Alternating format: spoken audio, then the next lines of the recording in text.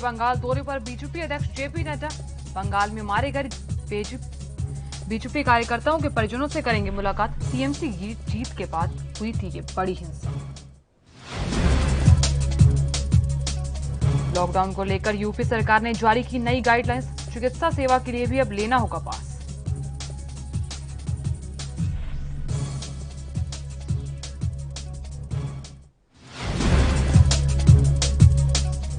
UP सरकार ने शराब पर लगाया कोरोना से 40 रुपए तक बड़ी कीमतें। राजस्व नुकसान बताया जा रहा बड़ा कारण।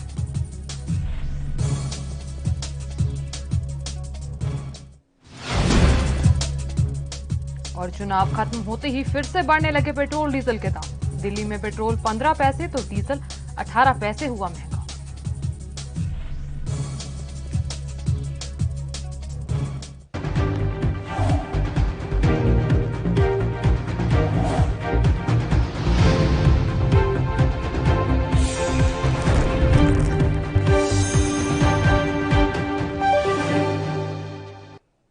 नमस्कार, एनबी न्यूज देख रहे हैं। यहाँ पर मैं हूं आपके साथ साधना बत्रा। बुलेटिन का आगाज अहम खबर के साथ करेंगे। पिछले 2 महीने में देश के कई राज्यों में विधानसभा चुनाव की प्रक्रिया चल रही है और इस दौरान करीब 2 महीने तक पेट्रोल डीजल के दाम में जनता को राहत मिलती रही। लेकिन अब जो बात है, चुनाव खत्म होते ही तेल कंपनियों ने फिर से दाम बढ़ाने शुरू कर दिए हैं। वहीं मंगलवार यानी कि आज दिल्ली में पेट्रोल जहां 15 पैसे प्रति लीटर महंगा हुआ तो डीजल में भी 18 पैसे प्रति लीटर की बढ़ोतरी हुई है। गौरतलब है कि 5 राज्यों में विधानसभा, उत्तर प्रदेश में पंचायत चुनाव के नतीजे आ चुके हैं। सरकारी तेल कंपनियों ने आज पेट्रोल और डीजल के दाम में बढ़ोतरी कर दी है और इस बढ़त के साथ ही दिल्ली में पेट्रोल 90.55 रुपए लीटर और डीजल 80.91 रुपए लीटर और मुंबई में पेट्रोल 96.95 रुपए और डीजल 87.98 रुपए लीटर और चेन्नई में पेट्रोल 92.55 रुपए और डीजल 85.90 रुपए लीटर और कोलकाता में पेट्रोल 90.76 रुपए और डीजल 83.78 रुपए लीटर हो गया है। तो यहाँ विधानसभा चुनाव से पहले रोजाना तेल की कीमतें बढ़ रही थी। जब इसे लेकर बीजेपी और केंद्र सरकार का विरोध हुआ तो तेल की कीमतें बढ़ना बंद हो गया। लेकिन अब बीजेपी बंगाल में चुनाव हार गई है तो एक बार फिर से तेल की कीमतें बढ़ना शुरू हो गई हैं।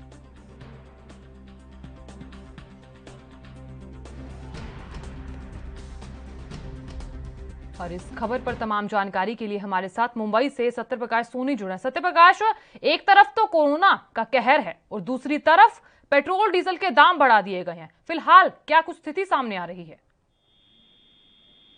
जी सर, देखिए जिस तरह से महाराष्ट्र में लगातार कोरोना संक्रमण की रफ्तार में वही दूसरी तरफ एक स्थिति देखा जा रहा है कि महाराष्ट्र में एक बार फिर से पेट्रोल डीजल की कीमतों में इजाफा देखा रहा। हालांकि पिछले अगर 18 से 20 दिनों की बात की जाए तो कच्चे तेल के दामों में स्थिरता आने के बावजूद भी बढ़ाया नहीं गया, क्योंकि लिहाजन देखा जा रहा है कि देश के 5 राज्यों में जो चुनाव चल रहा था, बंगाल की बात करें, उत्तर प्रदेश में ग्राम प्रधान पंचायत चुनाव की बात करें, असम केरल की बात करें, तो तमाम जगहों पर चुनाव था। लिहाजन सरकार ने इस पर ध्यान नहीं दिया। हालांकि सरकार की अनुमति के बिना ही चीजें संभव नहीं होती है। जाहिर तौर पर सरकार ने जरूर इस पर रोक लगाई हो कि पेट्रोल डीजल की कीमतों में न बढ़ाया जाए, क्योंकि तमाम जो राजनेता होते हैं उनके लिए एक मुद्दा होता है महंगाई को लेकर, पेट्रोल डीजल की कीमतों को लेकर, जिससे तमाम चीजें जुड़ी रहती है। उस वक्त नहीं हुआ, लेकिन जैसे ही चुनाव के नतीजे आ गए, चुनाव खत्म हो गया, ऐसे में लगातार जो है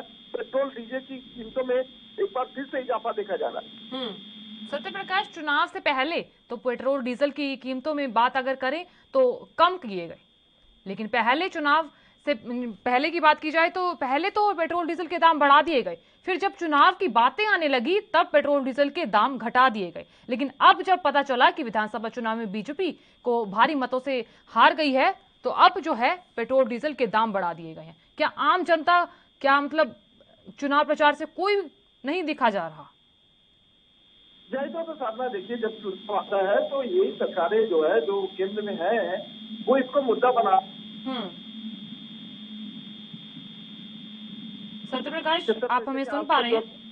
जी, पिछले 16 दिनों में 4 रुपये 75 पैसे के आंकड़े के हिसाब से बढ़े थे।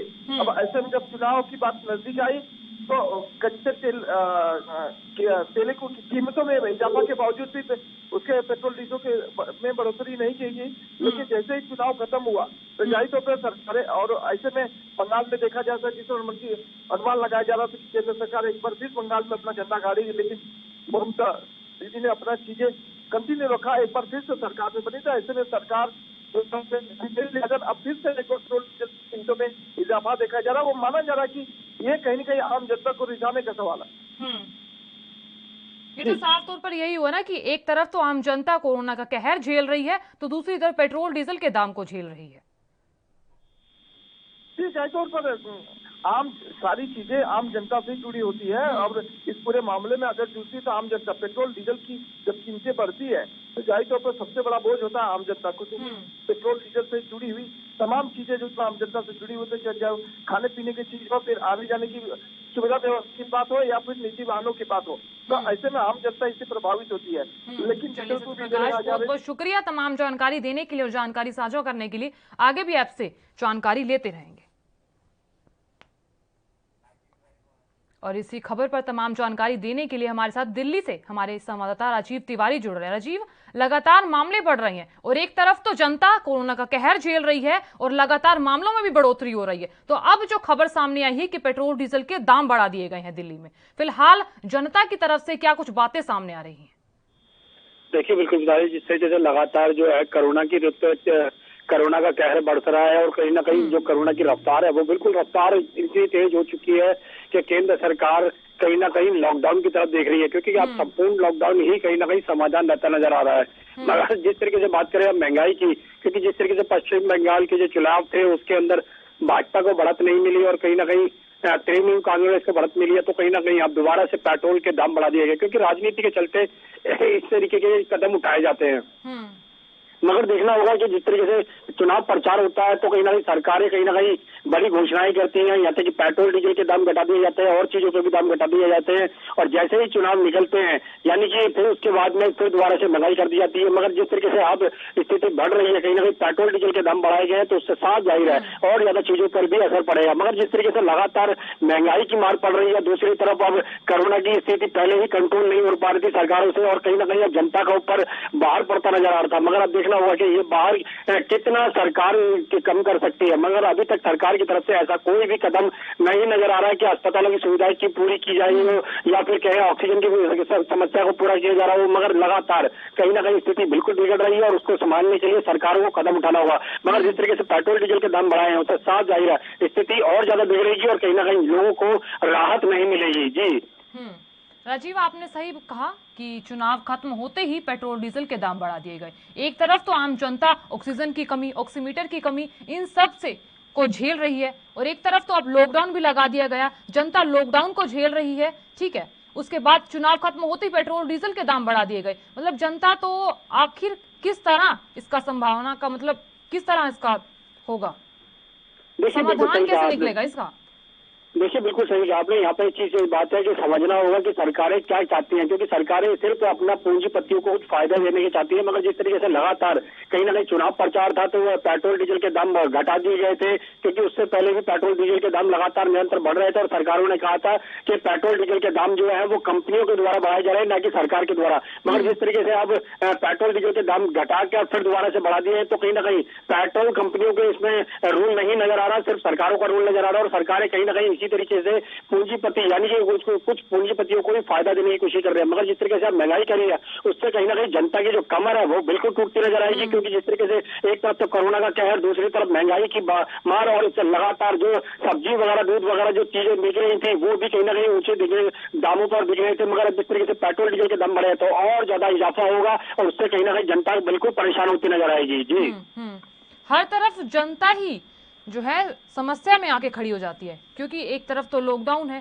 एक तरफ मरीजों की भी तादाद लगातार बढ़ती जा रही है। और अब अगर बात करें तो आपकी आम जनता से भी बात हुई होगी, फिलहाल उनका क्या कुछ कहना है इस मामले में? देखिए, बिल्कुल जिस तरीके से बात करें महंगाई की मार की तो कहीं ना कहीं जनता का गुस्सा जरूर देखने को मिल रहा है, क्योंकि पहले भी जब पेट्रोल डीजल के दाम बढ़ाए गए तो जनता का गुस्सा कहीं ना कहीं देखने को मिला था और जनता ने सरकार को खूब बुरा भला कहा था। मगर कहीं ना कहीं आप जरूर स्थिति फिर दोबारा से वैसी होती नजर आ रही है। और लगातार सरकार जो है वो कहीं ना कहीं जनता को राहत देने की कोशिश कर रही है, मगर जनता जो है वो अब गुस्से में आती जा रही है और कहीं ना कहीं सिर्फ सरकार को कोसती नजर आ रही है। और कहीं ना कहीं सरकार से कुछ उम्मीद है कि सरकार जनता के बारे में सोचे, मगर अभी तक राहत मिलती नजर नहीं आ रही है। जी हाँ राजीव, आपने बिल्कुल सही बोला कि जो जनता है वो बिल्कुल बेहाल होती नजर आ रही है। फिलहाल तमाम जानकारी के लिए बहुत बहुत शुक्रिया। आगे भी आपसे तमाम जानकारी लेते रहेंगे।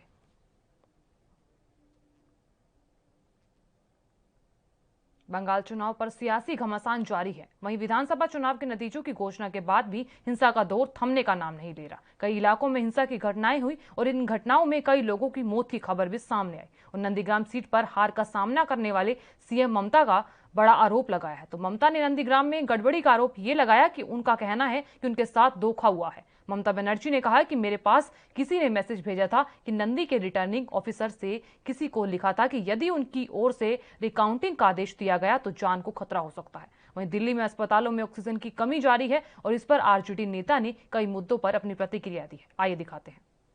बयान हमने पढ़ा, ममता बनर्जी ने कहा होगा, लेकिन हमने अभी कहीं पढ़ा इसको कि रिटर्निंग अफसर ने कहा कि अगर हम रिकाउंटिंग का आदेश देते तो हमारी जान पर खतरा था।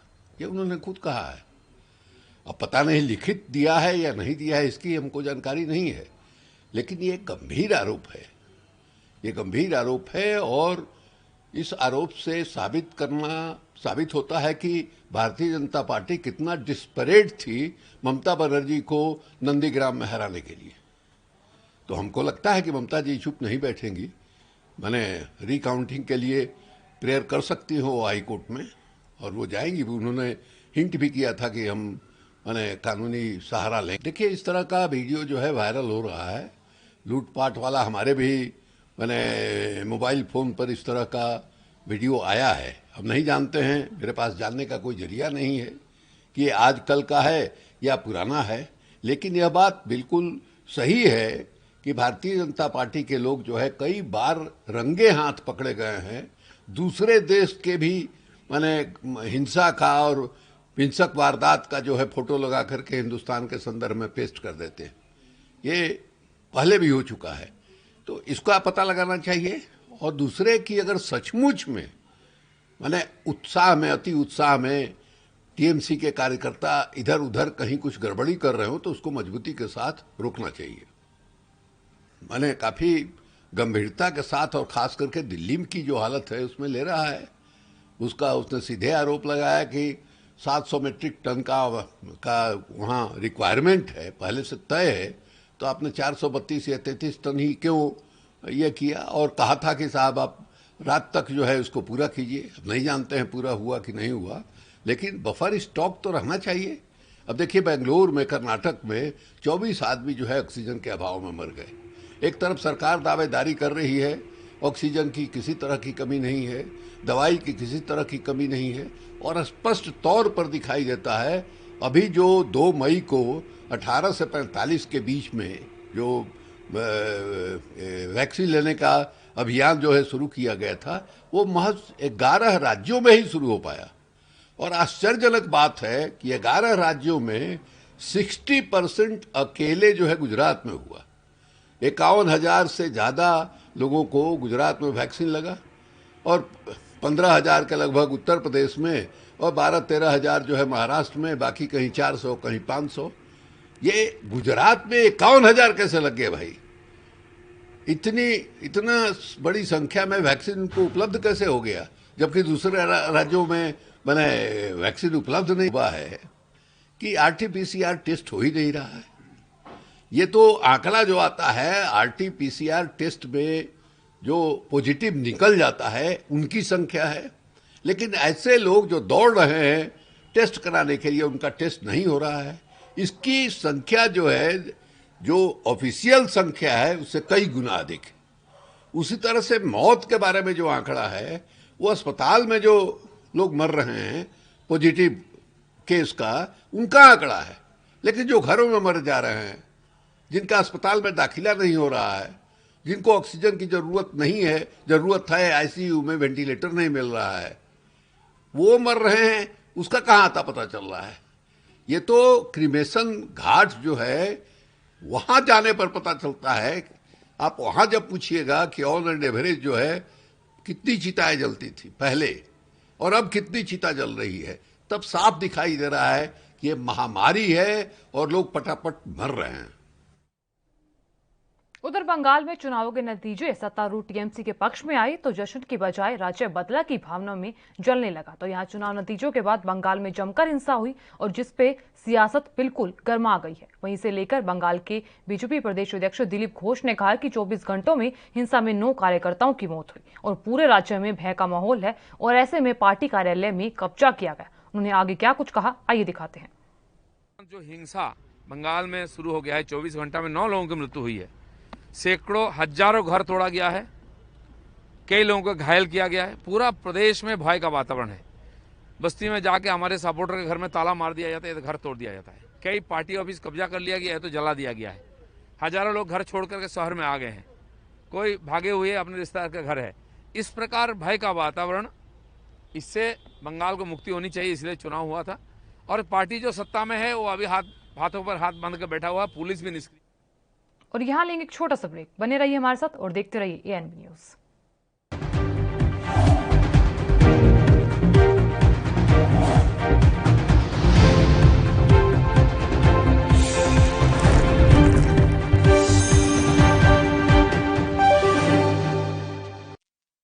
कम ब्रेक और ज्यादा खबरों के साथ देखिए ANB news in channel number पर।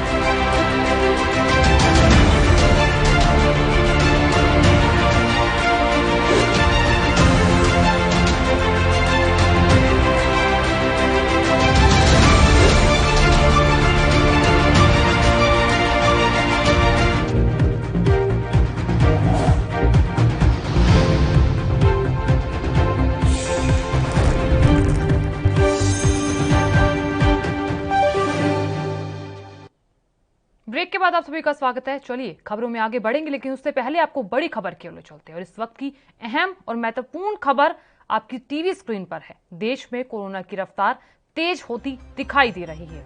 लगातार मामले बढ़ रहे हैं और ऐसे में कांग्रेस के सांसद राहुल गांधी ने भारत सरकार को बड़ा सुझाव दिया है कि अब इस प्रसार को रोकने के लिए लॉकडाउन ही एकमात्र उपाय है। तो कोरोना के कारण देश का लगातार जो हाल है वो बेहाल होता नजर आ रहा है। तो इसीलिए कांग्रेस सांसद राहुल गांधी ने एक बड़ा सुझाव दिया है केंद्र सरकार को कि अब लॉकडाउन लगा दिया जाए। राहुल गांधी ने भारत सरकार को बड़ा सुझाव दिया है कि अब एकमात्र अगर विकल्प है तो सिर्फ लॉकडाउन है, क्योंकि मामले बढ़ रहे हैं और ऐसे में प्रसार को रोकने के लिए लॉकडाउन ही एक उपाय है। कोरोना के कारण देश का हाल बेहाल होता नजर आ रहा है, क्योंकि आए दिन मामले बढ़ रहे हैं और ऐसे में पूरे देश में त्राहिमाम मच चुका है। देश में कोरोना की रफ्तार लगातार बढ़ती ही नजर आ रही है। राहुल गांधी ने भारत सरकार को ये सुझाव दिया है कि अब एक अंतिम विकल्प है तो सिर्फ लॉकडाउन है, क्योंकि लगातार मामले बढ़ रहे हैं और अगर प्रसार को रोका जा सकता है तो सिर्फ लॉकडाउन से ही रोका जा सकता है। हालांकि जब पिछले साल भारत सरकार ने जब लॉकडाउन लगाया था तो राहुल गांधी ने यही कहा था कि लॉकडाउन एकमात्र उपाय नहीं है, लेकिन अब जब देश में फिर से वही स्थिति पैदा हुई है तो यहां राहुल गांधी का एकमात्र सुझाव सामने आया है। भारत में कोरोना वायरस के बढ़ते संकट के बीच कांग्रेस सांसद राहुल गांधी ने एक बार फिर भारत सरकार को सुझाव दिया है। राहुल गांधी ने मंगलवार को ट्वीट कर कहा कि इस वक्त कोरोना की लहर को रोकने का एकमात्र उपाय है तो सिर्फ संपूर्ण लॉकडाउन है। कांग्रेस सांसद राहुल गांधी ने इस बीच ट्वीट भी किया और कहा कि भारत सरकार समझ नहीं रही है कि कोरोना के प्रसार को रोकने का एकमात्र उपाय संपूर्ण लॉकडाउन है, लेकिन समाज के कुछ तबकों को न्याय योजना का लाभ देने के साथ ही भारत सरकार का एक्शन न लेना इस वक्त मासूम लोगों को मार रहा है। आपको बता दें, राहुल गांधी अब तक लॉकडाउन के विरोध में अपनी राय रखते आए हैं और पिछले साल भी जब भारत सरकार ने संपूर्ण लॉकडाउन लगाया था तब राहुल गांधी ने इसकी आलोचना की थी। राहुल गांधी ने इस बार कहा कि लॉकडाउन सिर्फ कोरोना की स्पीड को रोकता है, उसे खत्म नहीं करता। हालांकि इस बार खुद संपूर्ण लॉकडाउन लगाने की बात कर रहे हैं राहुल गांधी। कोरोना के बढ़ते कहर पर राहुल गांधी का ट्वीट भी सामने आया है। साफ तौर पर उन्होंने कहा है कि प्रसार को रोकने के लिए अब लॉकडाउन ही एकमात्र उपाय है।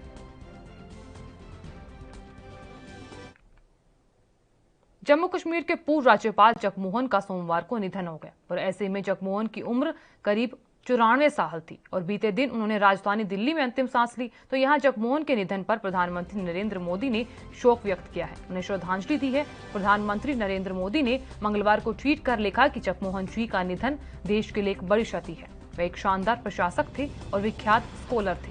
उन्होंने हमेशा देश के अच्छे काम किए हैं, तो बतौर मंत्री भी काफी ज्यादा शानदार काम किया था। उन्होंने कहा कि जगमोहन का जन्म बंटवारे से पहले भारत के हाफिजाबाद में, जो अब पाकिस्तान में है, सन 1927 को हुआ था और दिल्ली के उपराज्यपाल, गोवा के राज्यपाल भी रह चुके हैं और जम्मू कश्मीर के गवर्नर के तौर पर भी उन्होंने काम किया। और जिस वक्त जम्मू कश्मीर में आतंकवाद अपने चरम पर था, तब जगमोहन वहां के राज्यपाल थे।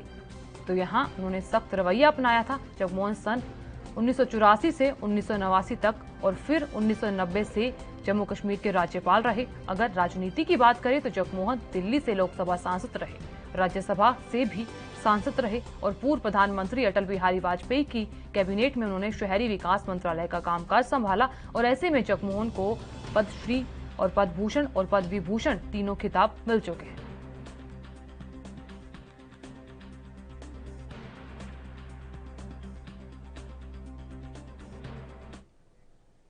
भारत में पिछले 2 दिनों में कोरोना के नए मामलों में भले ही मामूली गिरावट हुई है, लेकिन इस बीच कोरोना महामारी की बात करें तो देश में पिछले 24 घंटों में कोरोना के 3.57 लाख से अधिक केस सामने आए हैं और जबकि 3,449 कोरोना मरीजों की मौत भी हुई है। और केंद्रीय स्वास्थ्य मंत्रालय के मुताबिक पिछले 24 घंटों में कोरोना के 3,57,929 मामले सामने आए और जबकि 3,449 कोविड मरीजों की जान भी गई है। वहीं बीते 24 घंटों की बात करें तो 3,20,289 कोरोना मरीज ठीक हुए हैं। और वहीं भारत में कोरोना के एक्टिव मामलों का जो आंकड़ा है वो बढ़कर 35 लाख के करीब पहुंच गया है।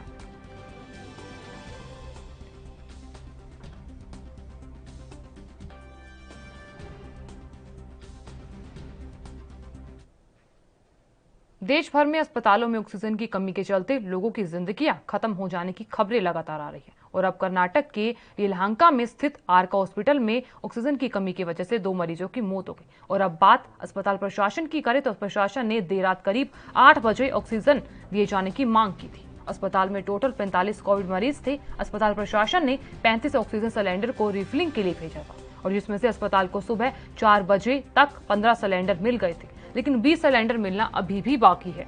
हालांकि अब स्थिति नियंत्रण में है, लेकिन ऑक्सीजन के कम प्रवाह के कारण 2 गंभीर मरीजों की मौत काफी ज्यादा दुखद है। तो यहाँ कल कर्नाटक के चामराजनगर की बात करें तो कथित तौर पर ऑक्सीजन की कमी के चलते एक दिन में 24 मरीजों की मौत हो गई, जो बेहद ही चिंता का विषय है। तो यहाँ मृतकों में कोविड के 23 मरीज शामिल है। सरकार ने मामले की जांच के आदेश दे दिए हैं और जांच अधिकारी के तौर पर IAS अधिकारी शिवयोगी कलसाट को नियुक्त किया गया है।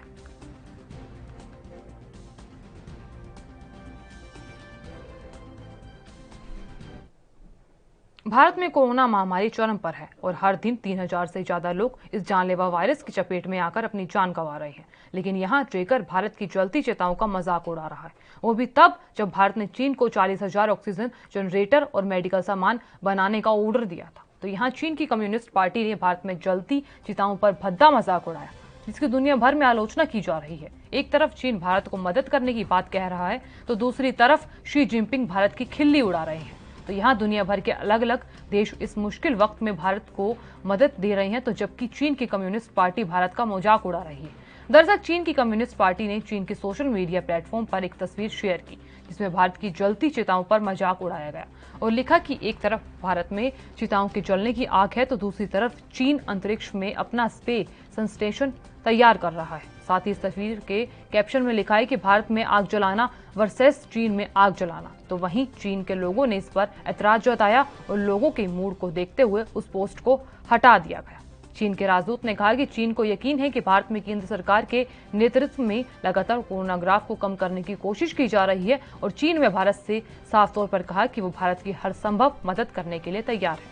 तो यहाँ उन्होंने कहा कि चीन उन देशों में शामिल है जिसने सबसे पहले भारत को मदद देने की बात कही थी। भारत सरकार के ऑर्डर पर बहुत तेजी से काम हो रहा है। उन्होंने दावा किया कि अप्रैल महीने में चीन भारत को 5,000 वेंटिलेटर्स, 21,569 ऑक्सीजन जनरेटर्स, 21 मिलियन से ज्यादा मास्क और 3800 टन मेडिकल दवाओं की आपूर्ति भारत को दे चुका है।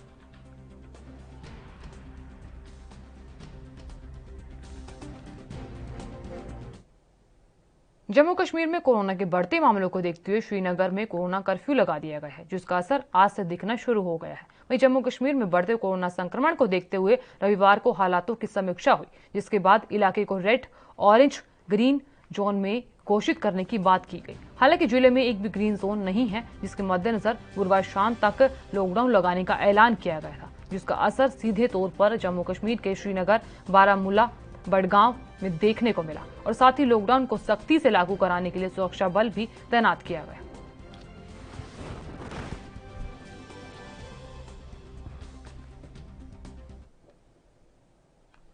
उधर हरियाणा के अंबाला में पुलिस ने सुबह लॉकडाउन का उल्लंघन करवाने के लिए इस बीच घूम रहे लोगों को समझाया और चेतावनी दी कि अगर ये लॉकडाउन का पालन नहीं किया गया तो ऐसे ही सजाएं दी जाएंगी। आपको बता दें कि मॉर्निंग वॉक पर निकले लोगों को ये चेतावनी दी गई और साफ तौर पर आप तस्वीरों में देख भी सकते हैं कि किस तरह से लॉकडाउन का उल्लंघन करने वाले लोगों को सजाएं दी जा रही है। ये युवा तस्वीरें आपको दिखा रहे हैं, जिसमें मॉर्निंग वॉक पर निकले लोगों को ये चेतावनी दी गई। इस बीच ये जो पूरा मामला ना मानने पर पुलिस प्रशासन द्वारा कड़ी कार्रवाई की गई है और ये पूरा मामला हरियाणा के अंबाला से बताया जा रहा है। लगातार कोरोना के मामले बढ़ रहे हैं, तो ऐसे में प्रशासन भी अब सख्त दिखाई दे रहा है।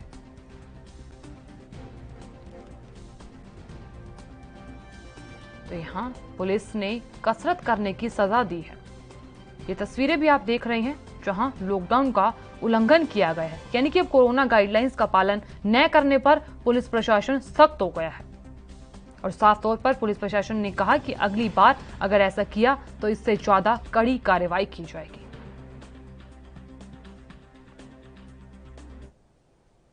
उधर बांदा जिले की 1 दर्जन खदानों में अवैध खनन धड़ल्ले से चल रहा है और इस कोरोना काल में भी खनन माफिया सरकार के राजस्व विभाग को करोड़ों का नुकसान पहुंचा रही है। बता दें आपको कि साड़ी खदान और खपटीहा खदान के साथ दुरेड़ी खदान समेत 1 दर्जन खदानों में अवैध खनन हो रहा है और इस खदानों में बड़े पैमाने पर अवैध खनन कर खदान संचालक कोरोना काल के दौरान लॉकडाउन का फायदा उठा रहे हैं। मुख्यमंत्री योगी आदित्यनाथ ने बांदा दौर पर अवैध खनन और परिवहन को रोकने को लेकर सख्त निर्देश जारी किए थे, लेकिन जिले के उच्च अधिकारियों की 60 गांठ से अवैध खनन रुकने का नाम नहीं ले रहा।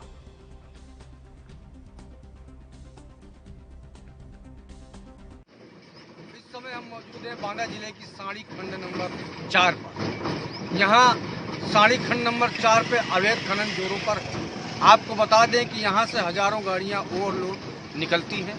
शासन प्रशासन चुप्पी साधे हुए हो और यहाँ आपको बता दें कि लगातार ओवरलोड और अवैध खनन की शिकायतें आने पर आज हम लोगों ने इस बात का सर्वे किया। यहाँ देखा खंड नंबर 4 पे किस तरह से अवैध खनन किया जा रहा है और मानक के अनुसार ये लोग खुदाई का कार्य जारी किए हुए हैं। यहाँ बता दें कि अवैध खनन होने से यहाँ लगातार जो है ग्रामीणों की जो फसलें हैं वो बर्बाद हो रही हैं और आपको बता दें कि लगातार अवैध खनन होने से ओवरलोड यहाँ हजारों ट्रक पर डे ओवरलोड निकलते हैं। हिमांशु शुक्ला के साथ कैमरा पर्सन हिमांशु शुक्ला के साथ देवानंद सिंह। फिलहाल के लिए इस बुलेटिन में इतना ही। आप देखते रहिए ANB न्यूज। नमस्कार।